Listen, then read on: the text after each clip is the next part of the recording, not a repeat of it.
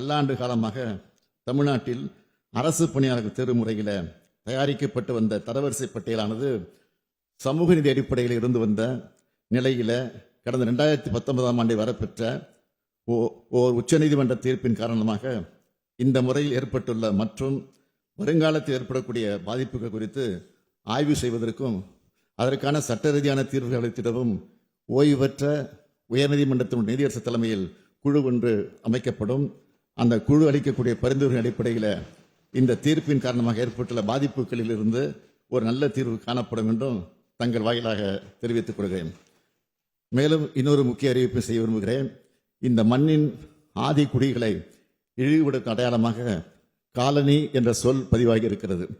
ஆதிக்கத்தின் அடையாளமாகவும் தீண்டாமைக்கான குறியீடாகவும் வசை சொல்லாகவும் மாறியிருப்பதால் இனி இந்த சொல் அரசு ஆவணங்களிலிருந்தும் பொது புழக்கத்திலிருந்து நீக்குவதற்கு நடவடிக்கை எடுக்கப்படும் என்பதையும் தெரிவித்துக் கொள்கிறேன்.